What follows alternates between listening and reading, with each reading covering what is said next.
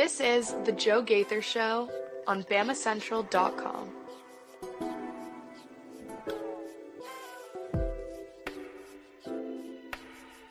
Good afternoon, Tuscaloosa, Internet World, West Alabama. How we doing today on this Monday? It is the Joe Gaither Show on Bama Central, BamaCentral.com. You're hanging out with us on the Bama Central YouTube channel, or you're hanging out with us on your favorite podcast platforms, the Joe Gaither Show on Bama Central, on Spotify, Apple Podcasts, and Amazon. We appreciate you doing that so much as we turn the calendar into a brand new month. It is December, and we cannot wait to get you going right here on the Joe Gaither Show as the college football, Alabama's college football regular season has come to a conclusion, and that is where we will spend most of our time today, right here on Bama Central and BamaCentral.com. We're going to talk most of the time today about Alabama's 28-14 victory over the Auburn Tigers in the Iron Bowl. We'll talk about DeMarcus Riddick and his comments, the prophetic comments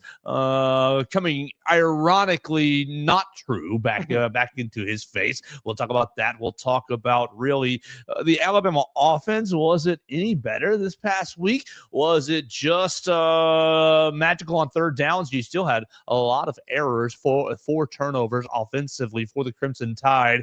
The defense, Kane Womack right back in his bag. I know last week against Oklahoma, you struggled on the long drive to close the first half, but really had a good game. This past week again, every time Auburn into the red zone, nothing for time after time. Really a strong game for Kane Womack and the Alabama defense. We'll talk about that. And then after a while, we will dip into Alabama basketball. They lost the Players Era Festival final to Oregon, 83-81. Really, more importantly, the Crimson Tide looks to have lost one of its best players in the game for probably an extended period of time. And so we'll talk about all things Alabama basketball at the end of the show. But first, and before we do all that, let me introduce my friend and say hello to Mason Woods. Happy December. You can follow Mason Woods at MAWoods_ on the Twitter machine. Mason, good morning. How we doing today, sir? Doing good. Had a good week. Got Thanksgiving last weekend. Got to watch a good football game on Saturday. Disappointing performance from the Bama basketball team, like you just mentioned, but we'll get into that. But overall, it was a good weekend. Mason, we did a show Friday, and I thought, first thing, everybody knows I'm a Bears fan. We did the show Friday. Right as we were doing the show, the Bears were holding a press conference for Matt Eberflus doing his Thursday postgame after letting the timeout run out. And I thought, okay, well, we can go ahead and start the show because if he's doing the press conference, they're not firing him today. Then I go out, have some family time with my father, play some golf on the golf course, great time with my cousin and uncle, real good time. And we're like 5-6 holes in, and you're on the golf course, you're not looking at your phone, but 5-6 holes in, it started to get a little slow on the golf course, waiting on the group ahead of us. And so I'm looking, I reach down in the car and I pull my phone out, and it's just lit up. And I'm like, what in the? And it's just all my friends. It's happening, yada yada. First time. 105 years? I couldn't. Okay, I had a first sudden jolt of happiness, a first sudden jolt of thrill, and then it just a sickening feeling in my stomach about how horrible the process is of letting the coach talk to the media before, after the game. Great, that's normal. But then the next day, for your normally scheduled next day press conference, if you're going to fire him at noon, don't let him talk to the press at 10. I heard a theory about this, and I want to get your opinion. Oh, no, you did? The theory is that the McCaskies, who we all know are maybe a bit more hands-off type of owners, not super involved with the day-to-day operations with the Bears. The theory that I heard is that the McCaskies basically told Ryan Poles and Kevin Warren, don't bother me on Thanksgiving. We'll deal with it Friday. So Kevin Warren, Ryan Poles had to wait until Friday to get the approval from the McCaskies to then fire him and all that. And that they couldn't get that done basically in time before they sent Matt Eberflus out there. This person. I heard this from someone who was just clamoring on the Bears organizational woes And that honestly kind of adds up for me. I could absolutely see the McCaskies just saying, it's Thanksgiving. I don't want to talk about football. Don't bother me. Yeah, absolutely. It's just Maybe so. There we go. I thought I lost my camera for a second. Yeah, mine's being weird too. Maybe so. I think that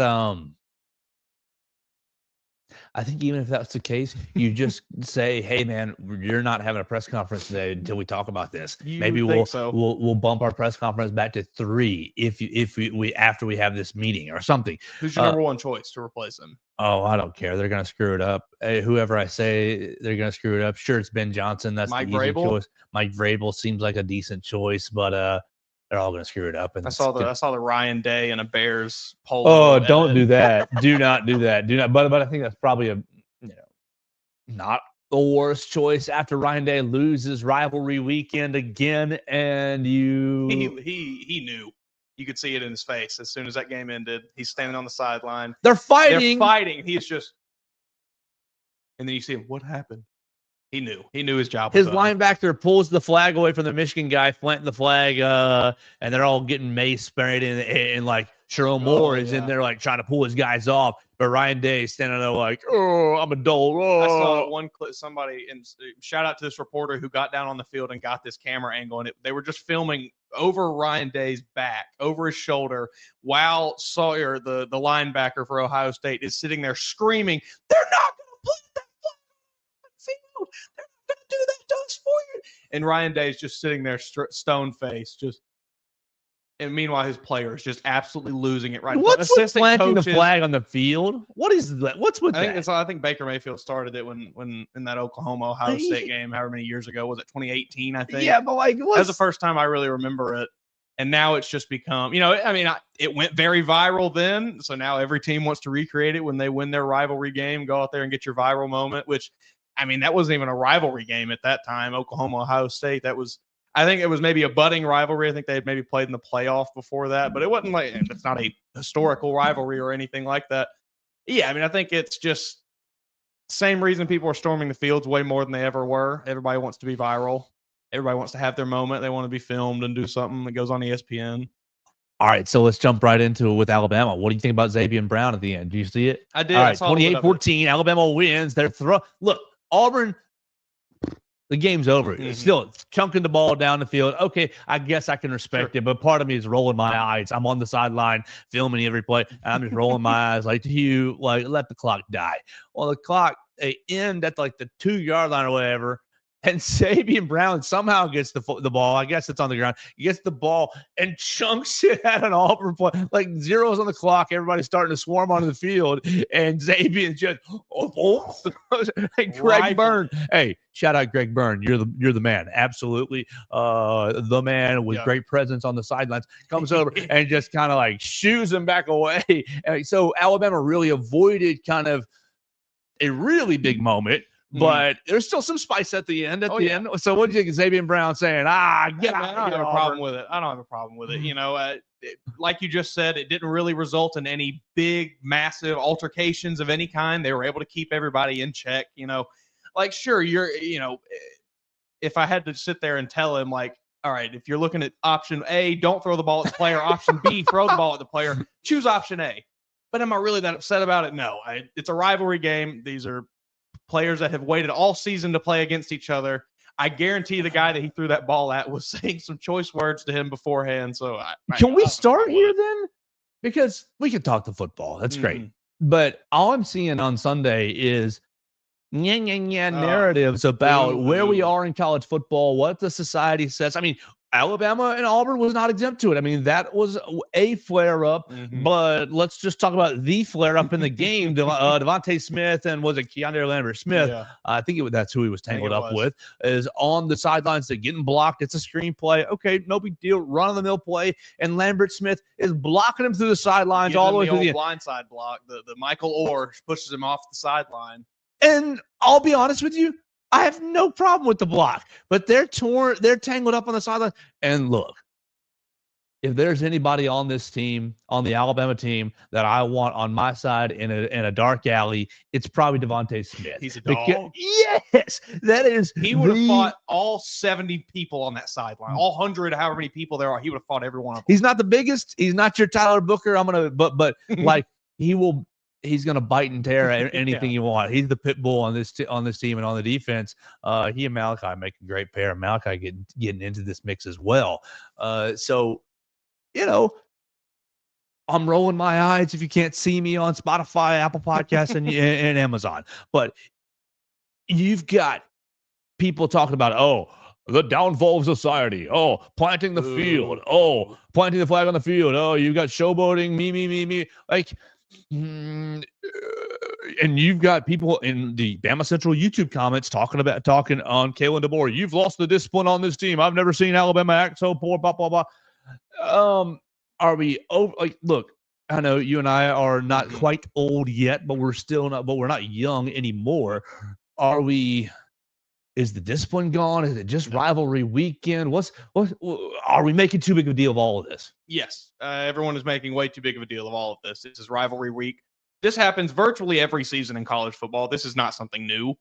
Every year almost there is a scuffle in the Alabama-Auburn game. Every year almost there is a scuffle in the Ohio State-Michigan game. There is a scuffle in the NC State-North Carolina game. It happens. It is rivalry week. These teams hate each other. These schools hate each other. These fans hate each other. It is just part of college football. It is so ridiculous to ride out here on your high horse. Ooh, I'm better than all of these players for getting angry over this rival. Shut up. Get over yourself.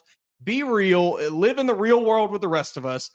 They're guys playing a game. They're going to get a little antsy sometimes and do something. It's not that big of a deal. If this was happening every week and we have guys getting kicked out week in, week out for fighting, sure, then you have a discipline issue. It's one game. Yeah, I mean, even with the Devontae Smith incident, penalty. Yeah, to even call that an incident is ridiculous. Right. Penalty, I'm thinking to myself, well, whatever, that's run of the mill. Just kind of. I would have probably reacted pretty similar if I was Devontae Smith. I mean, you shove me 7 yards out of bounds, I'm probably going to get up swinging. Yeah, so really, really fun. Ridiculous that Auburn did not get any call there on that. Absolutely insane. For the life of me, I cannot understand how that is not offsetting penalties. It didn't really have any effect on the outcome of the game, but that was absurd. Oh, my goodness. All right, so Alabama-Auburn. Let's get into the game. We're here with Mason Woods on the Joe Gaither Show on Bama Central. We're live in the Derek Daniels studios right off McFarland Boulevard. We appreciate Derek Daniel for sponsoring the program. Call Derek and his team, 205-758-3391 for all your insurance needs. Home, life, auto insurance, renter's insurance, boat insurance. You're going to get a new trailer for Christmas. You need to insure it. Call Derek and his team today. Call at 205-758-3391. Call and see how much Derek can save you today. Mason, let's talk about the actual game here. 28-14. Look, Kalen DeBoer, you got it done. After last week's debacle in Norman, I was really thinking, oh boy, like you're getting people talking about, fire Coach DeBoer. And I'm thinking that's really ridiculous. But if you flip and lose this game, that may not be ridiculous. He didn't. No. All right. You avoid that. You avoid ultimate disaster. 28-14. 4 turnovers. Yeah. Great defense. What did you? I'm leaving the stadium at whatever time it was, 9 o'clock or so after our work was done, feeling meh, feeling about the team and the performance. What did you feel? What did you think? Yeah, it was a weird game because obviously. The turnovers were pretty bad. 3 fumbles from Jalen Milroe and then 2 fumbles from Jalen Milroe, the one from Ryan Williams and the interception. So the pick was bad. Overthrow Jeremy Bernard across the middle. I think he was trying to find him. Just let it hang. Safety picks it off. Ryan Williams got to hang on to the ball. It's another bad turnover. And I remember one of the Milroe fumbles. I'm struggling to remember exactly what happened on the second one, but I know the first one. It's just another one. You just got to hang on to the ball. It's not really. There were no these weren't crazy tipped passes that got bounced around 4 or 5 times and landed in the defender's hands or something. This was just execution problems. And so, that's a problem. However, you still score 28 points. And if you clean up those turnovers, you probably score 45 points in this game. and you also keep Auburn from hitting 2 of the field goals they hit potentially. So, I don't know. My first thought, was kind of felt like Auburn maybe lost the game a little bit more than Alabama won it. But I do still think Alabama put up good performances. You take away, and I hate to play this game of, well, you take away one play, it's totally, but it's 3-4 plays for Alabama. Even if you take away 2 of those turnovers, Jalen Miller doesn't airmail one over the middle, and then he hangs on to the ball trying to get a few extra yards. I mean, Alabama probably has at least 7 more points on the board. Maybe Auburn doesn't have 3 extra points on the board. So I think I'm okay. It felt like Auburn did not do the things that they could have done to maybe win this game. I thought they had opportunities, and they didn't really take advantage of them at times. Peyton Thorne and Jarquez Hunter both had I think they averaged over 4 yards a carry. But then you asked Peyton Thorne to throw the ball 41 times. So that's kind of where I feel like maybe Auburn lost it more than Alabama won it. But I mean, also, I don't really have a lot bad to say about Alabama's performance defensively or offensively, other than those 4 turnovers. That is obviously atrocious. But outside of those plays, they didn't do a lot bad. I thought they had good balance between, getting the ball to Jam Miller, getting the ball in Jalen Miller's hands on the QB runs, getting the ball, working the ball to the tight ends even. Cuevas and Dupree both had, I think, 3 catches on the game, 3 or 4 each. Robbie Oots had a catch. So I don't know. I felt pretty good about the team, or the performance as a whole. It's just those turnovers were really bad. All right, so the one you're missing, you've got the one where he slips through the line in the fourth quarter. He's holding the ball like a bread. All right, but he also Caden Proctor's feet in cinder blocks, and you got sacked, fumbled from behind, just hammered from behind. Yeah, that's when God love him, Jalen Milroe. I don't know. He senses zero pressure back there. It's like there is someone screaming off the edge to bury you into the turf, and you have zero idea. I wonder if Caden Proctor, look, I'm not on the field at this point, but I wonder if Caden Proctor, when he's getting beat like that, goes, "Oh, look out, look out." I used to do that when I would get beat playing offensive line, because it happened a lot. That was pretty frequent. You turn, hey, watch out. Quarterback. You got to let your guy know. Hey. Miller has and he just has a hard time sensing pressure back there sometimes. And that was a bad example of it. Yeah, I do remember it now. That was, did not even feel that at all. Okay, so I got a message after the game. Jalen Milroe sucks. Jalen Milroe had a bad game. And you know me, I often like to play immediately. As soon as somebody tells me something, I immediately like to say it's the other thing. Mm-hmm. And I don't think he sucked. He didn't have a bad. I mean, look at this game. You're 18 of 24. Yeah. So what's this completion percentage? Is that 80%? What is that? 18? Oh, not 15. Come on. 18 out of 24 equals 75%. That's a really dang good number. Obviously, you've got the interception. You mentioned that. You've got really the fourth quarter fumble I'm mad about. I'm not really as upset about the Caden Proctor. That one's not really his fault. Right. You got hammered. Okay. You're 18-24 for 256.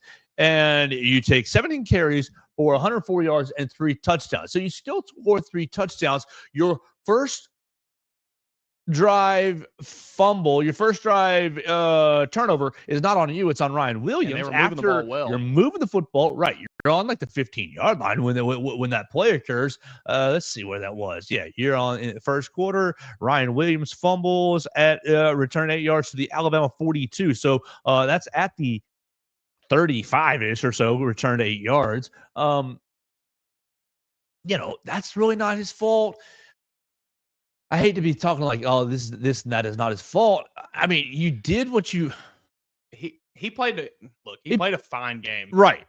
He played efficiently. He was efficient on the ground. He was efficient through the air. Yes, he had a couple bad turnovers, but he made up for the turnovers. It's not like he had bad turnovers and then continued to play bad. He had a turnover and then went out and scored the next drive. So it's okay. You make up for it. I really like, you look through the box score, it was kind of hard to notice through the game, but, Nick Sheridan giving the ball 28 times to our boy Jam Miller. That's exactly what we have been talking about throughout the season. And look, if you're struggling to find playmakers, you have two in the backfield. And I know that Justice, a little dinged up or whatever, Jam's got great vision, runs hard. Sure, it's 84 yards, but it's 3 yards a carry. It keeps you on schedule. Yeah, you get the 14-yard as his long, keeps you on pace and ahead of the chains. Now, look, Alabama, yeah, this is what I want to see right here. Alabama, really, Mason, you go back to Friday and we said, I said, I'll have the same 3 keys to the game going into this. They really gave me a big old middle finger because, let's see, they're down in distance. Alabama's they went 16 third down attempts, 12 of 6 or 12 of 18, excuse me, 18 third down attempts. Let's do a little quick math on this show here as we pull up our calculator, because this is going to be a big old middle finger to Joe saying you got to stay in third and short. 8 plus 8 plus 10. Oh, here we go. Plus 2. Here we go. Plus 5. We like that. There we go. Plus 10. Plus 13. Plus 5, plus 1. Oh, yeah, we like it. Plus 2, we like it. Plus 3, we like it. Plus 1, plus 7, plus all of these, 1. All of these third and longs is like exactly why this game kind of felt so weird. Yes, the score was 28-14, but then you look at this and it's like, well, why was Alabama in third and long this much? Why were they getting off schedule on offense so much? It's like, they made you forget about the ugliness by scoring 28 points and, getting Jalen Milroe going in the run game sometimes. But here we are, Okay, so actually their number is better than last week. Last week at Oklahoma, it was like third and 7.7. On the 18th third downs, you got a number for me? I said it's better. 6.5. Okay, close. 5.94. So, not horrible, but you still have these. You're averaging in third and manageable, which is better than third and long. Definitely. You have, how many of these are first downs? Yeah, I like these longer plays that he's finding Jeremy Bernard. Basically, my thought on the middle finger to me is all these pass completions to Jeremy Bernard. Like, yeah, he scores 2 touchdowns on some of these plays. Really 3 of these plays are on third down touchdowns. But he's got Jalen Miller late in the game. This is fourth quarter. Complete 10 yards. To third quarter, actually complete 10 yards to Ryan Williams. Jalen scramble, Jalen complete 10 yards to Jeremy Bernard. So he's finding some of these third and longs. It was a weird game for Jalen. It wasn't. It was strange. There was a lot of good, but then there was these really bad. Right. The overthrow. Interception, it's a miss. It's a negative. Sorry, Ford, that's a negative. And then the fourth quarter fumble is a big negative. Like, you're holding the ball out like a freshman, like you're playing against a bunch of fourth graders. I'm sorry, these are SEC athletes. Auburn is still trying to win this game, and you got to give Auburn, despite their game plan, a lot of credit for still trying to win the game the whole time. I thought that from that aspect, all right, so that was one of our keys. Number 2 of our keys was the turnover battle. Was win the turnover battle. They absolutely did not. They lost it 4-2. So -2. And then what did they hold Peyton Thorne to? Because Peyton Thorne, yeah, right there, Peyton Thorne rushing 10 carries at 42 yards. If they had given him more options, who knows what he would have done. Yeah, you give him that 20 carries like Oklahoma did, you might be in business. You might have been mixing it up a little bit more. Jarquez Hunter, only 13 carries as well, 56 yards, but we were really focusing on taking away the changeup. And I think they did pretty decently. I mean, obviously, 4.2 yards a carry is not ideal, but in a lot of these situations, it's like end of the game, we're scrambling. Now, in the first quarter, 1, 2, 3 carries. 3 carries, 5, 10, and no gain. 5, 10, and no gain. In the second quarter, it's 2 carries, 3 yards, and 2 yards. Okay. In the fourth quarter, it's 4 yards, it's 9 yards. In the fourth quarter, it's 8 yards, it's 7 yards. So those are more scrambles in the fourth quarter. So it wasn't a steady diet. It wasn't mixed in, and either Hugh Freeze didn't want to go to it, or Alabama, showed enough through the first little bit of the game that Yeah, I just wonder what it was. I went back and I watched the first drive for Auburn, and it starts with a open with a pass from Thorne. I think he gets a little pressure, he ends up scrambling for 4 or 5 yards.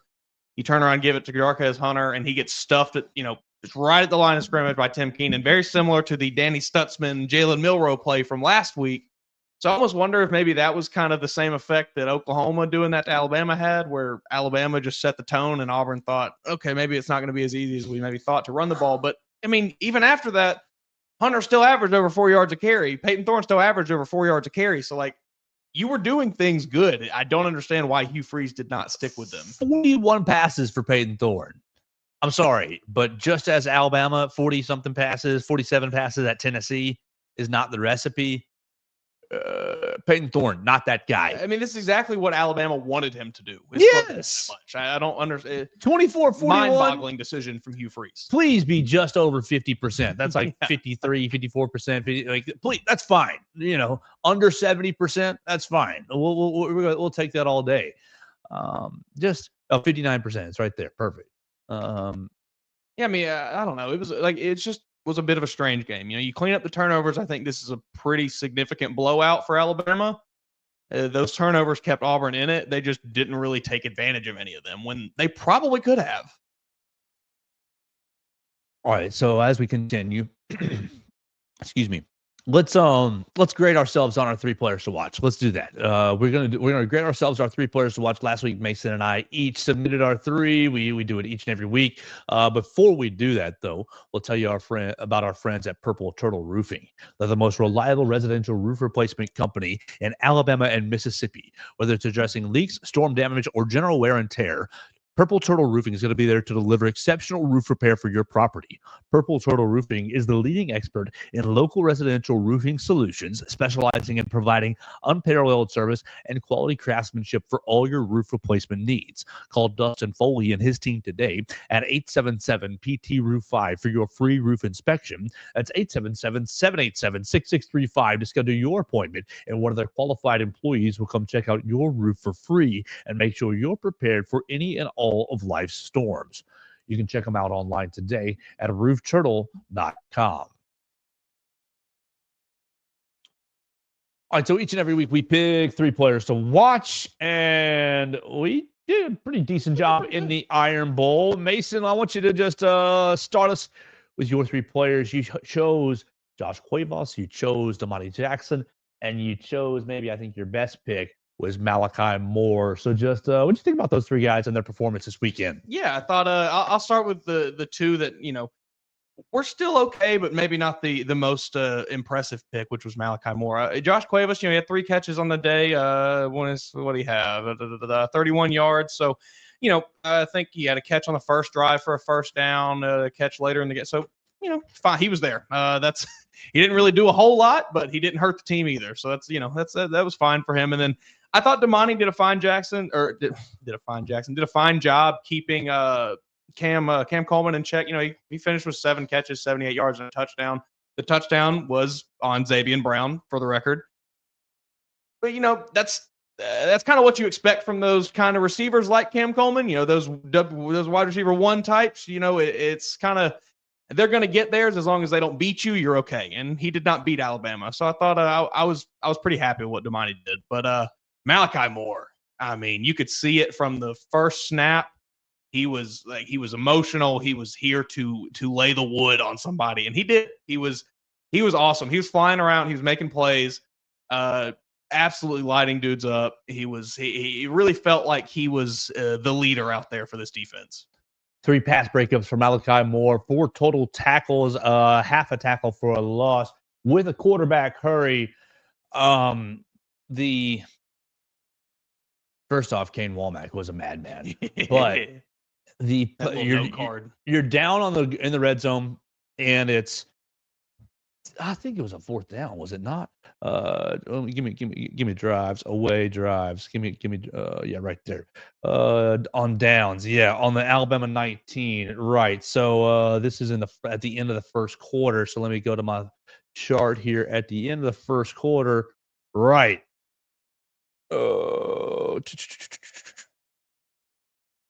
That's what I want right there. Sorry. Malachi Moore is, on the 4th down. That's what I want right there. Malachi Moore is trying to throw it over the middle to Keandre Landry Smith. Is that right? Oh, and he just crushed him. Woo. Just absolutely crushed him down there in the red zone. Like, his presence really allowed Alabama, I thought, to be aggressive, pin their ears back, and just go get the quarterback, because he was all over. I'm gonna bet if it comes close to me, you're gonna pay for it. If you want to tackle, if you want to make this catch, you're gonna get tackled. You're gonna get tackled hard. He was awesome. He was just really impressive. Did you see his tweet after the game? I did not. After this game, I think he said, "I'm gonna bark real loud," or "Gonna be barking loud after this one," or "Gonna be real loud after this one." He said 5, but whatever. I just paraphrased the front part of it, but the last part of it was 5-0 against little brother. I love it. DeMarcus Riddick, I thought you were never going to lose to a rival. What happened, my friend? Oh, man. Okay, the first touchdown of the game. He said, "We're not going to let Jalen Milroe get outside of us, and we're not going, and he's not faster than me." That was a poor choice of words, my friend. Both of those things happened on one play. Right. You get outside, and it's just a race to the edge, and DeMarcus Riddick, but he's chasing. I mean, good chase, buddy. But 4 is gone. It just made yourself look like a fool. Like, what do you think his Twitter DMs looked like after that game? I bet it was awful. Well, his grandmother is loud on Twitter. Oh, is she? She has been loud defending her grandson, which of course she should be. Yes. But really, you Alabama people don't understand this and that. And I was like, well, lady, like, you set yourself up. Yeah. Because she tweeted pictures of DeMarcus Riddick and Jalen Milroe from DeMarcus Riddick's recruiting visits, like all buddied up. Like, she said, he doesn't. He lied about not knowing who he is. And it's like, I don't really think that's what he was trying to get across. Yeah, that's. I mean, honestly, that conversation goes, "Hey, Jalen, we need you to come down here and take a picture with some recruits." And he says, "All right, I'll be up there in a minute." Exactly. And I'm sure he met him and remembers it vaguely, but like, he knows him as I took a photo with him. Oh yeah. That guy. He came on a visit. Yeah. We I said, "Hey, how you doing?" I was nice to him, that sort of thing. Just a bad look all around. Really the bad. Auburn people barking, the players barking. What about Hugh Freeze throwing Jarquez Hunter under the bus? First chance he got in the press conference. They got asked about the play. Jarquez Hunter throws the interception on the double pass to Bray Hubbard. And Hugh Freeze just immediately, he should have turned around and thrown it back to Peyton there. Maybe you shouldn't have called that play there, Hugh. I mean, come on. What was that? It was somebody put together a thread on Twitter of like the plays like that from various Iron Bowls. It feels like it's the last few years there's been one where it's just a absolutely mind-boggling play call that does not go their way. And this was that. And yeah, Hugh Freeze, rather than, we're Jarquez did all he could there on that play. He's just trying to make something happen. No, Jarquez should have turned around and thrown it back to Peyton Thorne. Your senior running back that has been the heartbeat of your program for the last 3 or 4 years. That's crazy.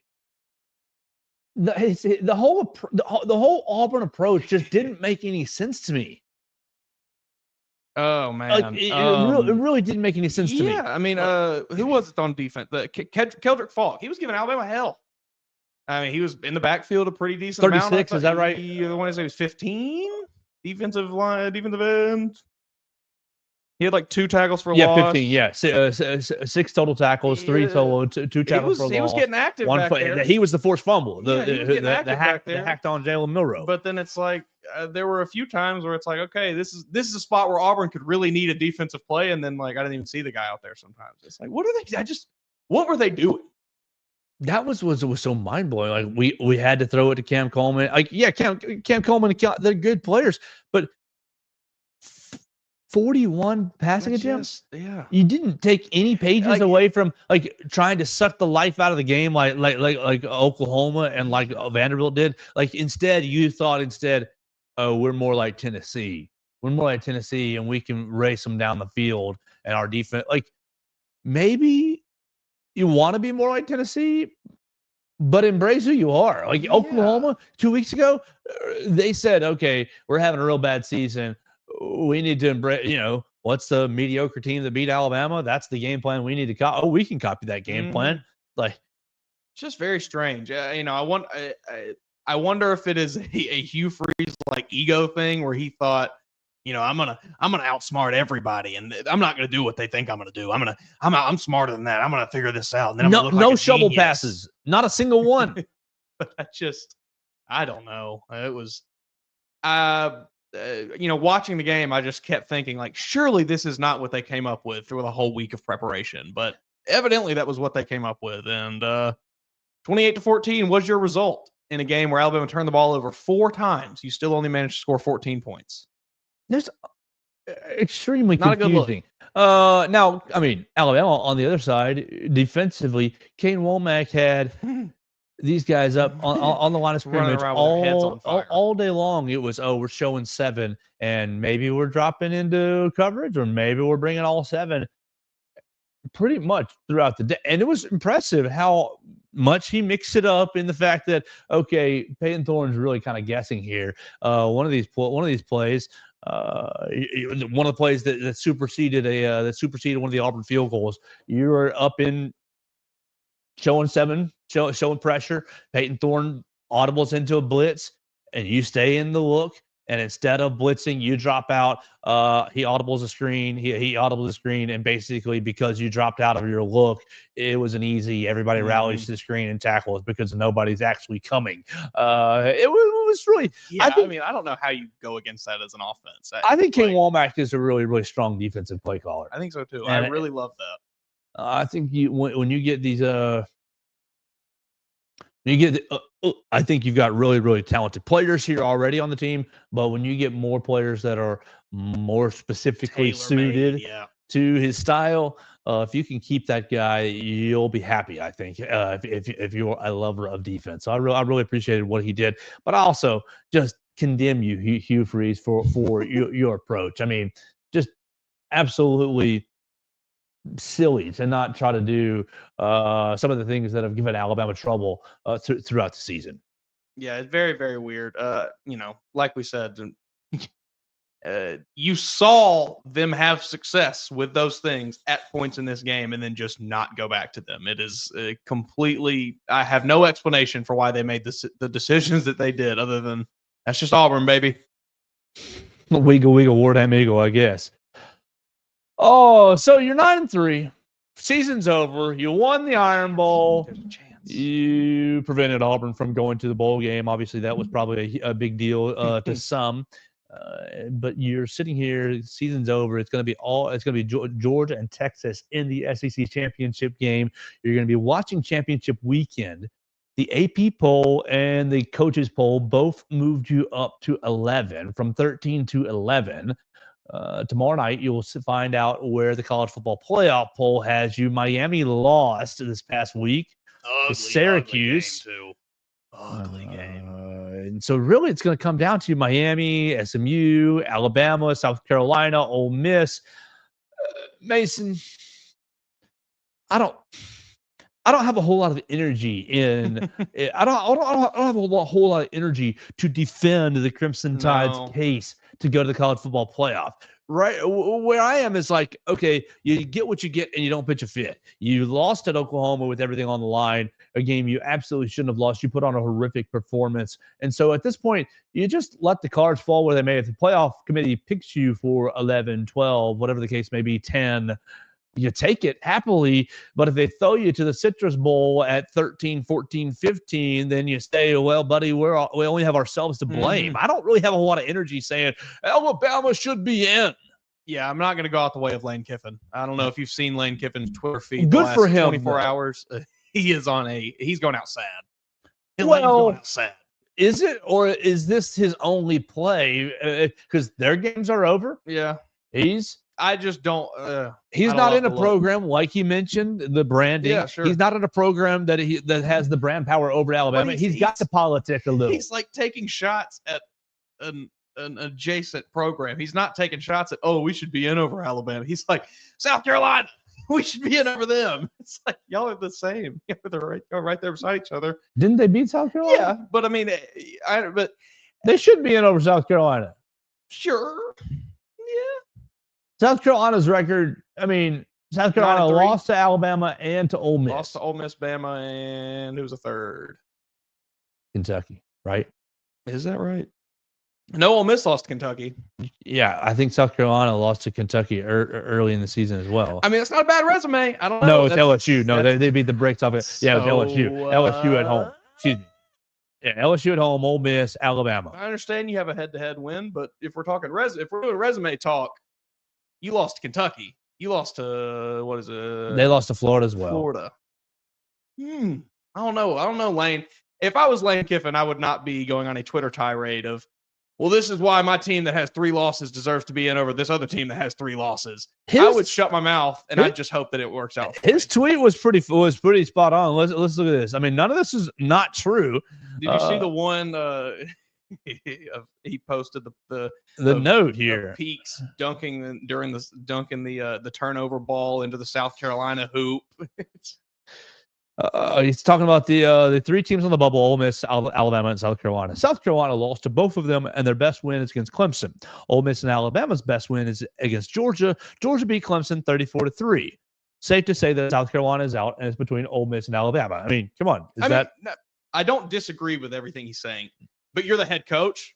Let the fans do this. That's my stance. You're going out sad here. What? Be silent? Yes, sit there and be silent. You shouldn't have lost 3 damn games, Lane. You shouldn't have lost to Kentucky. You shouldn't have lost to whoever else you lost to. Like, silently letting the Alabama brand just edge you out. Sorry, buddy.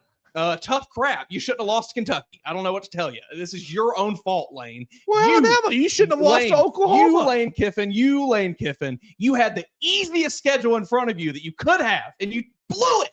This is your fault. You're going out sad, and I hate it. I love Lane Kiffin, but he is going out like a crybaby.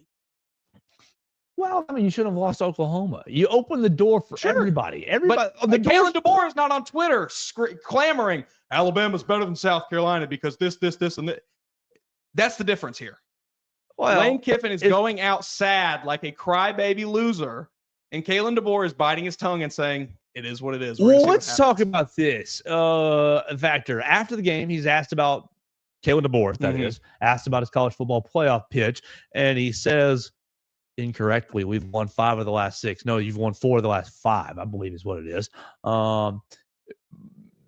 He makes a nice little pitch about strength of schedule and ranked wins, or the most ranked wins, that sort of thing. Great. But then all the players come into the media room, and you get the team leaders. You can see it on the Bama Central YouTube channel right now. You get the team leaders. You get Tyler Booker. You get did we get Booker? Yeah. No, I think we did get Booker. We definitely got Jam, we got Jeremy, we got Jalen Milroe, we got Damani Jackson, we got Bray Hubbard. I don't know if we got Tyler or not. No, we didn't. We did get Tyler. We got those 5 at least. And every single one of them, what's your pitch to the college football playoff? Or do you think you should belong in the playoff? I mean, they all. Well, we'll see. Well, I wish every one of them had gone out there and said no. That's what I'd have told them to do if I was Kalen DeBoer. I would have said, if they ask you about the playoff, you tell them you don't deserve to go. What? It's beautiful. You know how much people would love that. Oh, it's little self-real. Look in the mirror. Look in the mirror. Oh, we don't deserve to go. Oh, it's beautiful. The media would eat that up. Of course they would, but then what's the college football playoff committee supposed to do? Like, just leave you out? Put you in. It doesn't matter. You're Alabama. Oh, God. They're still gonna throw them in there. Brand power. Yeah. Can't mess with the A. That would have been the play for me. Tell your players to go out there. Don't make these. Don't sit there. Well, we'll see what happens. Oh, we're gonna. Hopefully, we get it. Nah, we lost 3 games. I don't really think we deserve to get in. That would have been the power move right there. I mean, you'd have yourself a story for sure. That's your media darling right there. Everybody flip flops on Alabama. It goes from we don't want Alabama to look at Alabama. Oh, look at their players. So look at the humility. So look at how humble they are. Put them in. How hungry they are. Yeah, that's it. Flips it on its head. That would have been amazing. But no, you're going out sad, Lane. These are I don't know. If you get asked directly, it's one thing. If you go onto Twitter and onto his radio show earlier this week and talk about, well, Miami doesn't deserve to be in. You know, They don't. Miami beat Florida, who beat you, Lane. I don't think the transitive property applies in college football. Do you? No, but what else are you going to hang your hat on, Lane? I mean, we got to have some metric to measure by. And when both teams played the same team and one lost and one won, I don't know. I would be disgusted if I saw Kalen DeBoer doing this for Alabama right now. For Alabama, I was disgusted when I saw Nick Saban doing it on national television every year. Oh yeah, well Vegas would have Alabama. I was disgusted by that. I hated it because the Vegas metric doesn't matter. Such a bad look. It's just a horrible look for your team, for your coach to go down on Twitter. Well, we should be in the playoff. It's just sad. I think eat your L, accept what you made your bed. Now lie in it, Lane. You're fighting for your team. No. He's fighting for your team. He's recruiting. He's actively recruiting. You should have been recruiting 6 weeks ago on the field against Kentucky. That's true. That loss is Kentucky. Atrocious. Kentucky has been living at 15 in my power rankings for the in the SEC for the last 5-6 weeks or so. It's been Kentucky, Mississippi State. You get no sympathy from me. You lost Kentucky. If you hadn't lost Kentucky, you'd get a lot of sympathy at home, but you don't. And you lost to Kentucky at home. That's a real people. I get a lot of people throwing the Vanderbilt loss in my Alabama. Joe, how can you defend? I'm like, dude, you didn't lose to Kentucky at home. Yeah, man. Like that's really bad. Yeah, you don't come back from that one. But the issue is, Mason, like you have a huge bubble here at 11, 12, 13 with a lot of teams. And so, like, you got to do a little politicking. I have no issue with it. I think it's great. I want my coach to be if I'm Kalen DeBoer. I want Kalen DeBoer to shut his damn mouth. I want Kalen DeBoer to have won 11 games this season, not have this be an issue. 10 at least. Yeah. At Oklahoma, like the Oklahoma loss is the Oklahoma performance, it still offends me to think about how poor they played. Even that's not nearly as bad as losing to Kentucky at home. Yeah, I agree. Not even close. The apples and oranges. People are like, Joe, you got the people are talking about the unranked losses at Vanderbilt, at Oklahoma, and it's like, well, and they're like the extra loss. They lost 3 games. I'm like, we lost at Tennessee. Okay, that's a top 10 loss. You don't even have Miami. You don't even have a top 10 win or a game on your Syracuse just got ranked. Syracuse got ranked this week, like 23, 21, 20, 22, something. Probably, if we're being honest, to pump that game up a little bit, maybe. Right, and you could who says they're going to be ranked next week when it's all over? Like, obviously, conference champion, most of it's already over, but I don't know. I think you have to incentivize tough scheduling. Let's move into a different part. Let's say Alabama gets in. You're in. You're in. Andy Staples has Alabama in as an 11 seed, going to Notre Dame as a 6 seed, and the winner playing 3 seed SMU, playing the 3 seed ACC champion SMU. First. I hate that matchup so much for Alabama. Notre Dame? Oh, I hate it so much. Yes. I hate it so much. Oh. Yeah, yes. 1,000% yes. Because you look at it on paper and you think, oh, Alabama, you should beat the brakes off of Notre Dame. You're going to take them apart. But Notre Dame is like Vanderbilt on steroids. That's like that is like super Vanderbilt. that is the perfect way to describe the way that they play football this year. They just body people. It's like turn around, give the ball to Jeremiah Love. All right, 7 yards. Turn around, give the ball. I can't remember the other running back's name now. I'm blanking on his name, but turn around, give it to him, 7 yards. They don't ask Riley Leonard to do a whole lot there. That matchup that is matchup hell for this Alabama team. If anybody that has not watched Notre Dame this season, I urge you. Oh my God! I urge you to this is disgusting. Please check out the Fighting Irish and then reassess how you feel about a potential matchup with the Crimson Tide in round 1 of the college football playoff. Jeremiah Love, 134 attempts this year for 949 yards and 15 touchdowns. Nice, good stop. RB1. Quarterback 1, Riley Leonard, 124 carries, 10 less, just 10 fewer than the starting running back. for 721 yards and 14 touchdowns. Oh, you think you're not going to see quarterback run, zone read, quarterback read in the red zone all day long? All right, if that's not enough, Jadarian Price, 89 carries for 651 yards and 7 touchdowns on the ground as that is well. Ground and pound. If either of those guys get dinged up, and Navius Williams, 26 carries, 174 yards, and 2 touchdowns, averaging 6.7 yards a carry.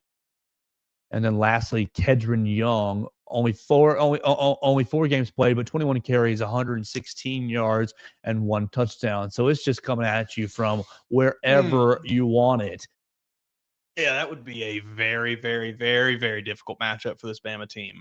They have shown us time and time again this season they do not play well against physical teams like that. I mean, even in this Auburn game, like we mentioned many times, Jarquez Hunter, Peyton Thorne both averaged over 4 yards a carry this game. I don't know why they didn't just have no reason to believe this wouldn't look any different. Yeah, because they're not going to ask Riley Leonard to throw the ball 41 times. I say you can put 7 up. We'll figure out a way to block you or try to. That is not the matchup Alabama wants in the first round. If you're Alabama, I think you much rather play Penn State. Citrus Bowl. Much rather. You want to go to the Citrus Bowl and win. You want to go to the Citrus Bowl, get your 10-win season, and ride into the recruiting and say, you know what, you want to say all off season long, they screwed us. If we'd have been in, we could have won it. Good point. You go win the Citrus Bowl against bleeping Iowa or whoever against Iowa State, some bad Big 12 team. You go beat their brains in, and you have, you won the Citrus Bowl 49-14, and this Alabama team should have been in the playoffs. Hunky dory recruiting momentum. And you handle the offseason changes that will come, like that are inevitable. I'm not reporting anything, but they're just inevitable. Some people are going to leave, some people are going to stay, and some people are going to come. Like, you're going to have offseason turnover. So, like, do you want to go to the Citrus Bowl and beat a bad Big 12 team, beat a mediocre Big 10 team, beat a mediocre ACC team, or do you want to drive your butt up to South Bend, Indiana, and end your season just getting your face pummeled? Like the Oklahoma, Vanderbilt, Tennessee, just game plan. Do you want that taste in your mouth all off season? Because I'm still offended about I'm still mad about the Oklahoma performance. Still waking up in cold sweats every night. Because it's just like, that was horrific to watch, and it's still hard to digest. What's your faith level? And go, like, do you think that you go to South? Okay, maybe you do. All right. Well, then you're playing little SMU, and then you're getting all the, Keelan Russell, blah, blah, blah, blah, blah. And of course, I think Keelan Russell's solid. I'm not trying to say anything like that. I think Keelan Russell's locked in, going to be signing, going to be early enrolling, all that sort of stuff. Going to be fully participating in this next quarterback battle. On campus for that game, potentially, if it were to happen. Right. Am I soft? Am I SAWFT? No, I think you are reasonable. I think this is a reasonable take. I think this is a calculated take, given what we have seen from this Alabama football team this year. That is not a matchup that they want. That is, and if it's not Notre Dame, Indiana's trying the same thing. Penn State's trying the same thing. Ohio State's trying the same thing. Whatever road trip you're going to, it's gonna be tough. Notre Dame, I think, is the toughest of the 4 potential ones, just because matchup wise, those 2 running backs, and then Riley Leonard obviously can run the ball as well. If I had to pick, I'd probably pick Penn State, I think. But yeah, these all are tough matchups for Alabama. I don't feel great about any of them. I think Penn State I feel the best about, and that's just because I don't believe in James Franklin being able to win a playoff game. Sure, fair. It really doesn't have anything to do with Penn State as a team. It has more to do with their coach than anything. I didn't see anything from Alabama this past weekend that made me think, oh, yeah, everything's fixed. Oh, they got it right. They figured it out. As you said earlier, it was more about Auburn losing the game than anything else. And so with the season being over and playoff picture in or out, blah, blah, blah, I mean, would it be absolutely a fun experience for me to go up there and cover a game? 1,000% it would. And would I enjoy it? 1,000% I would. But if you are an Alabama supporter, I think that if you get that draw look, you're going to have a lot of people that naively say, oh, every year we whoop Notre Dame. The last couple of times we've whooped Notre Dame. Yes, you have. Every time we play a Big Ten school, you whoop them. Okay. A lot of times that happens. I don't know if that recipe holds in this case. And I think you have a potential for an off season of bitterness, an off season of, right now you're 9-3. And you think, good season, first year under Coach DeBoer, all the turnover, all the politicking. Yeah, you won the Iron Bowl. You beat Georgia. You had a good little year. Yeah, you had a couple slip-ups, but, overall, B+, A-. You're feeling pretty good with that report card, especially with the prospects of what you've done on the recruiting trail. You end the year with a bowl game win in the Citrus Bowl. You're probably even A-. You're in that territory and you're feeling okay. We've done a lot of 10-win season, right? I've set the record for most wins as a first-year coach at Alabama. Yeah, he tied Frank Thomas this past week. He could set it with a win in a Citrus Bowl. Or you go up to Notre Dame and you get your brains beat in and you think, wow, y'all don't look prepared. And it's not that they don't look prepared, but they're just not as physical as these other teams. They know it's coming, but they're just running ragged all over the place. And, oh, shoot, you've gotten the box stacked on you and Jalen Milroe can't run. And, oh, touchdown Jesus is all over your face. Is it worth going to playoff and ending the year 9-4? End of the year 9. Of course, there's a possibility of going up there and winning. Of course, you can win another couple, 3 games, 4 games, and heck, shoot, you could turn that A season into an A+ season with a national title. Come on, Joe, where's your competitive bone? You want to go get that thing, don't you? You do, but it's tough. What's the cost? What's the risk here? What would play out best for the program under Kalen DeBoer moving forward? That's a tough call to make. I think that the bump from winning a national title could be, it'd be astronomical. Yeah, of course. First year head coach, Bama's not going anywhere. We're here to stay, lock it in, whatever. That's the biggest prize.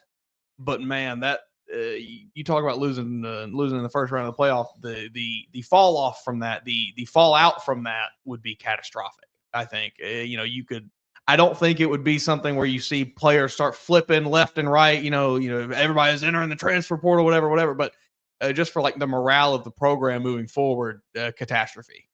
And that's what you kind of have to weigh. I think, maybe you look at that, like you said, you look at that Citrus Bowl win, you look at that 10-3 season, and you say, all right, we'll probably finish. We'll take the smaller win and not have any real chance at a bad loss here. I'm just. And maybe, hey, Joe, you're SAWFT. I think we might be a little soft. You that's a soft approach. You should want to go up to Notre Dame and roll the dice. Yeah, that sounds like a lot of fun. But you're 1-3 in true SEC road games.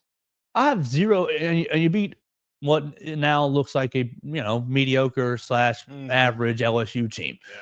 I've got no faith in this team going on the road still. And so I'm really wondering what these next 10 days are going to look like, what these next 12 days are going to look like when you see the conference championship games, and then next Sunday, I guess they will decide the brackets. And obviously, it's going to determine what we do as a program or what we do as a podcast. But I don't know. I think that if you're Alabama, you have basically you've backed yourself in a weird spot here, right? Well, and because of the results, you can't really argue. You can't really go onto the Twitter machine and say, "Oh, well, Alabama's good wins over Georgia." Yeah, sure, but you lost. You lost your chance. You get what you get, and you don't pitch a fit. That's what I would say to any Alabama supporters at this point. If they put you in at 12 and 11, just kind of smile and say, "All right, let's see what happens." But if they end up saying you're out at 13, 14, 15, just eat that L. You did it to yourself, and don't go crying about woulda, shoulda, coulda. We're better than the 12th team, whoever it is, whether it's Miami or South Carolina or Ole Miss or whoever the case may be. Just, you did it to yourself.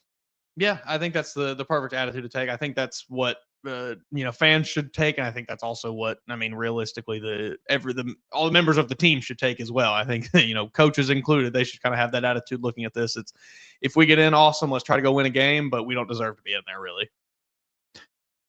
Mason, let's tell them about our friends at Derek Daniel State Farm. We appreciate Derek Daniel for sponsoring the program, allowing us to record each and every day right here off of McFarland Boulevard in Northport, just off Highway 69 North, past the Tiger Rock on the left. He's got his team Red, Reese, and Victoria upstairs in the office. You can call them at 205-758-3391 for all of your insurance needs. Home, life, auto insurance needs. Derek and his team can take care of you today. Get you a quick auto insurance quote. Call them at 205-758-3391. Call and see how much Derek can save you today. Anything else from the Iron Bowl? I got Brian Harsin retweeting transfer portal announcements, wearing a Lank shirt.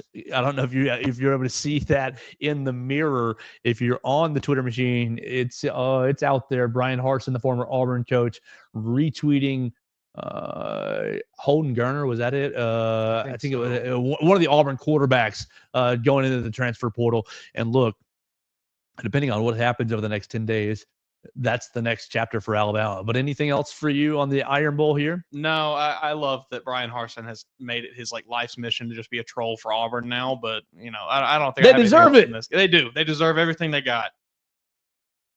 A weird game for Alabama. I don't feel super great at this team if they go to the playoff. But you know what? I kind of hope they do. The crying will be immense. The Lane Kiffin crying, the Shane Beamer crying. He is going to lose it. Well, Shane, you came to Tuscaloosa and lost. You had a good game, but you lost. You're close, but no cigar. Maybe you can go enjoy the Citrus Bowl. He's got him a real team on his hands, I think. Yeah, I think they're building right there. Lenora Sellers is legit.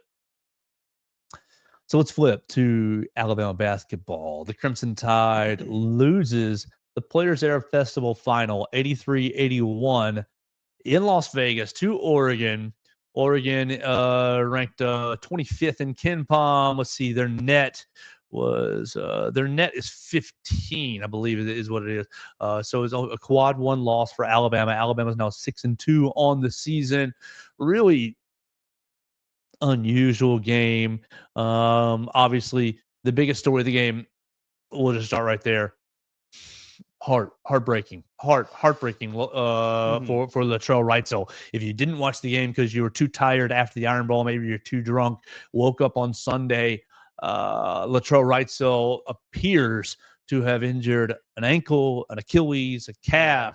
Don't really want to speculate further than that until we get confirmation, but it did not look good at all in the second half there against the Oregon Ducks. And just first, I'll just tell you, my emotion went to, super sad. But then it's just like, well, what are you going to do for the Crimson Tide? Yeah, I think, I think they're going to have to rely a lot on the Baron Philon moving forward. I think he's going to have to step up and take an even larger role than he has taken. I think Aiden Holloway is the same. He's going to have to take on a larger role and maybe kind of fit into where Trelly was as the kind of spot-up shooter. I think maybe Holloway potentially has to take that role now. So, going to be a little bit of movement around, I think, for Alabama, the way they do their rotations, obviously having to replace those minutes. But I think they have the talent to fight through it and to be okay, but it's a tough loss.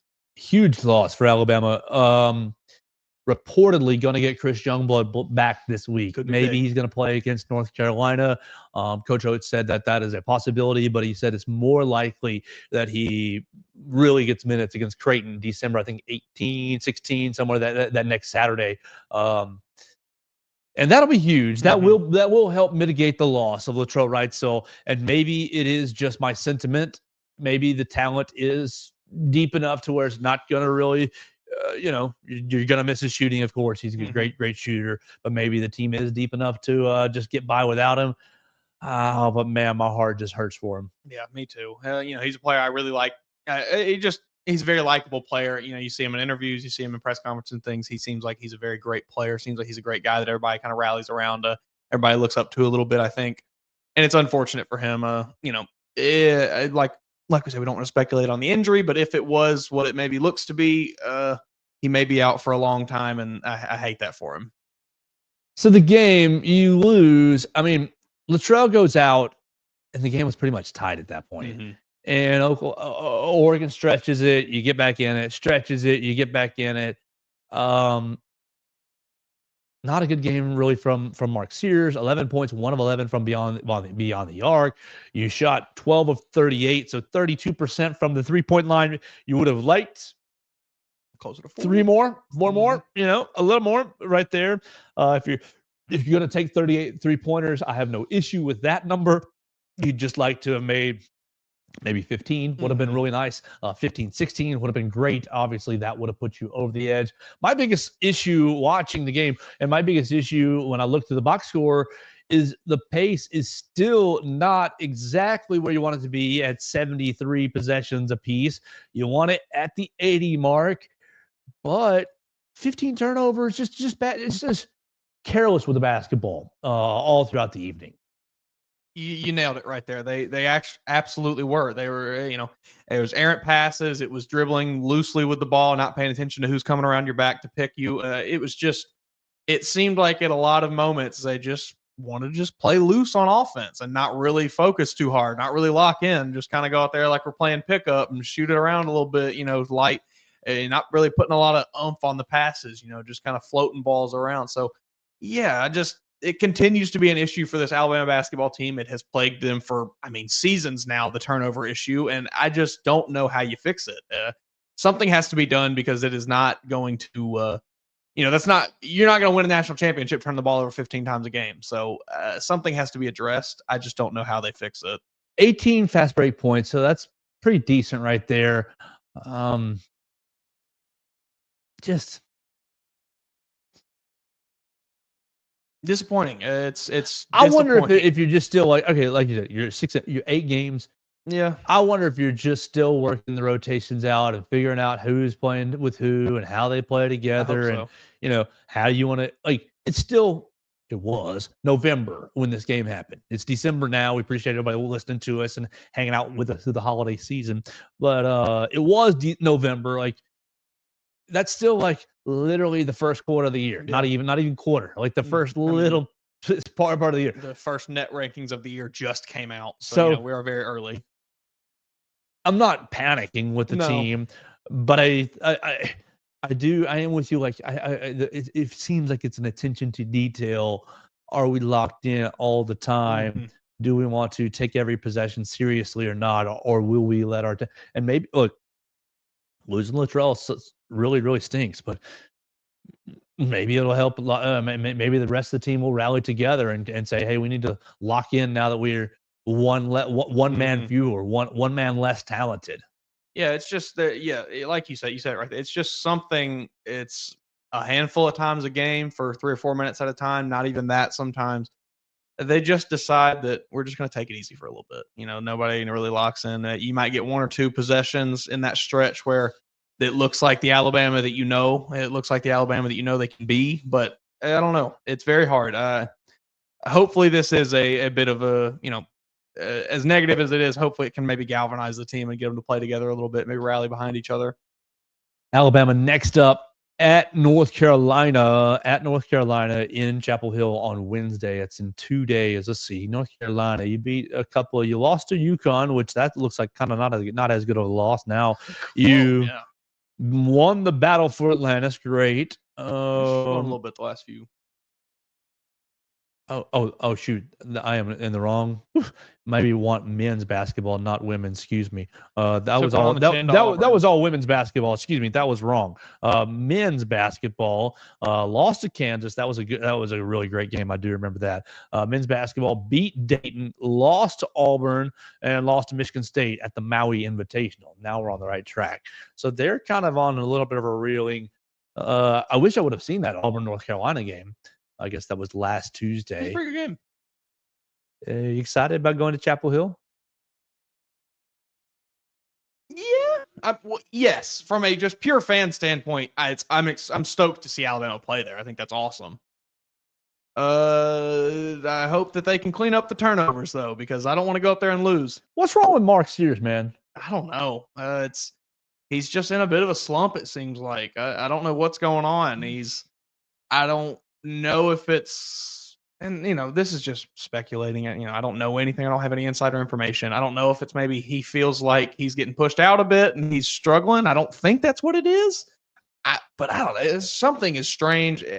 Maybe it's just a slump. It's early season. It just kind of is what it is. But I'll go flip side. Maybe I believe maybe he's struggling with not being the man, not that aspect of it, but having the responsibility of making everything work together. Not in the sense that he's bad point guard, not that at all, but in the sense that, oh, there's a lot of new pieces. I'm the leader, and I've got to figure out how LeBaron works, and I've got to figure out how Aiden works, and how, Chris Youngblood when he comes back, and how Jaron Stevens, how all the pieces work together, and I've got to figure out what's the best way to pull all these strings. I think maybe that part of the pressure is taking him out of his own offensive game. Just a little bit. Certainly just possible. A little bit. I've got to be the orchestrator, and there's a lot of talent on the court, but there's still a lot of new talent and a lot of talent I haven't worked quite with extensively. Yeah. So I've got to kind of work through, do I throw this lob past to Cliff Amore here, or do I kick it out to LeBaron Philon there? Like, I think there might be a little of that. Or do I work to get my own shot? Do I work to get my own shot, my own look? And if I do, what does that do to these other new pieces that I'm still trying to get to know? Yeah. That's my theory. I could see that. I mean, like, that's certain. That's a lot on his plate, and he is that player for this team. There's not really any ifs, ands, or buts about it. He is that guy. He is the engine that makes this team go. I could certainly see that being a something because last year, like, I think they kind of maybe wanted him to be that at times, and he wasn't really able to. And then now it's like, we really need you to do this year. And he's gotten better, but yeah, I think I could maybe see that being part of why he's struggling a little bit. So Alabama basketball 6-2 through this November stretch, this 7-game stretch. Well, now it's an 8-game stretch because you qualified for that Players Era Festival final. You are what? 1-1, 2-1, 3-1, 3-2. 3-2. You've got 2 more games left. That's 6, 7, 8. Yeah, you got 2 more games left. North Carolina and Creighton. 5-2 through that. Oh man, it was an 8-game stretch. I guess they did plan on winning. Oh no, you were guaranteed 3 games, but you were either playing a 3rd place game or a 5th place game or a 7th, whatever the case may be. So it was 7 games already. I thought they silly me. 3-2. How you feel? 2 more games left. You split them. Let's just say worst case scenario, you go 0-2. You're 3-4. Don't feel great about 3-4. Feel okay about 4-3. Feel really, really good about 5-2. No, I mean, think about what you did last year. You lost 3 games in a row in this scenario. So like you're doing just fine. Yeah, I think this team is okay. It's definitely not time for the panic button. If we're sitting here at the end of December and we're still talking about turnover issues, maybe we start to reach into the panic box a little bit, but it's still early. It's going to be very, very curious to see what the official diagnosis is for Latrell Wright. So going to be praying for him, obviously. I think that if you watch the injury, if you read about it on Bama Central, you could tell that it looks like it's going to be a serious injury. So we hope that he has an efficient recovery, a good recovery right there. Mason, let's get out of here for the day. Tomorrow we will focus, I guess, a little more on these college football playoff rankings. We'll talk about the team and their performance a little bit more, maybe some ins and outs. It's time to start speculating who's going to be putting their name in the transfer portal because that's going to be happening very, very soon. You're seeing, look, Georgia's Julian Humphrey already puts the name in the portal. You guys are in the SEC championship this week. I don't know if that is a good look, but that will just tell you where you are in college football. And for the Alabama perspective. Oh, wow. Speaking of transfer portal, Miller Moss from USC transfer portal. Just interesting, just seeing them dominoes fall. And so Alabama's domino first domino will fall pretty soon. First off-season domino, you've already had Jaheim Otis and Keanu Coote go into the transfer portal. We'll see who else joins those guys in the next 7 to 10 days. We'll be all over it right here on the Joe Gaither Show on BamaCentral.com. We appreciate everybody watching us. We went a little longer today because of basketball, and that's A-OK.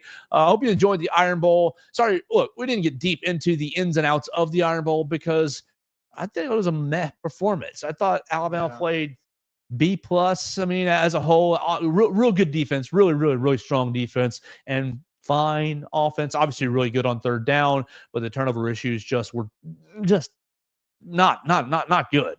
And Ryan Williams, probably his worst game of his college career. You have the fumble, you have the drop touchdown that would have made Jalen Milroe's numbers look even better. Really just skyrocketed his confidence. Just a weird game for the Alabama team, but you got the win, and that's all that matters. You finished 9-3, and you're waiting to see what the College Football Playoff Committee will do with you tomorrow night.